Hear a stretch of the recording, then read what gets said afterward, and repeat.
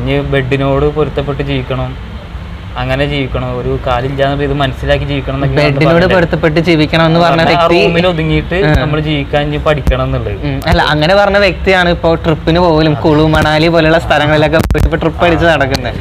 എങ്ങനെയായിരുന്നു ആ ഒരു മാറ്റം? ഇപ്പൊ എന്തുകൊണ്ടാണ് ബെഡിനോട് പൊരുത്തപ്പെട്ട് ജീവിക്കണമെന്ന് പറഞ്ഞിട്ട് ഇപ്പൊ പക്ഷെ ബെഡിനോടല്ല ട്രിപ്പിനോട് പൊരുത്തപ്പെട്ടാണ് ജീവിക്കുന്നത്? അപ്പോൾ ആ ഒരു ചേഞ്ചിൽ ഫ്രണ്ട്സ് ആണോ ഫാമിലി ആണോ എല്ലാവരും അതിനുള്ള സപ്പോർട്ട് തരുന്നുണ്ടോ? എങ്ങനെയാണ്? ഉണ്ട്. എന്ന് വെച്ചാൽ നമുക്കൊരു റിലീഫ് ആയി എന്നാണ് കിട്ടണമെന്ന് മനസ്സിലാക്കിയത് എന്നെക്കാട്ടിയും കൂടുതൽ എൻ്റെ കൂട്ടുകാരാണ്. അപ്പോൾ അവരാണ് നമ്മളെ പിടിച്ചെണീപ്പിച്ചത്.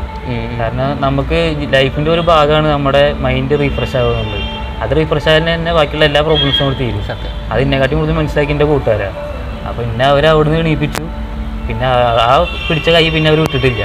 അന്ന് മുതൽ ഇതാ ഇപ്പം ഈ ഒരു പരിപാടിക്ക് വരെ അവരെന്നെയാണ് എല്ലാത്തിനും നമ്മുടെ കൂടെ ഉണ്ടായിരുന്നത്. പിന്നെ എല്ലാ തരത്തിലും നമുക്കൊരു തരത്തിലുള്ള പെയിന് പിന്നെ അവരെ ഭാഗത്തുനിന്ന് കിട്ടിയിട്ടുമില്ല. വേറെ ആൾ നമ്മളെ തരത്തിൽ പെയിനാക്കാൻ അവർ സമ്മതിച്ചിട്ടുമില്ല.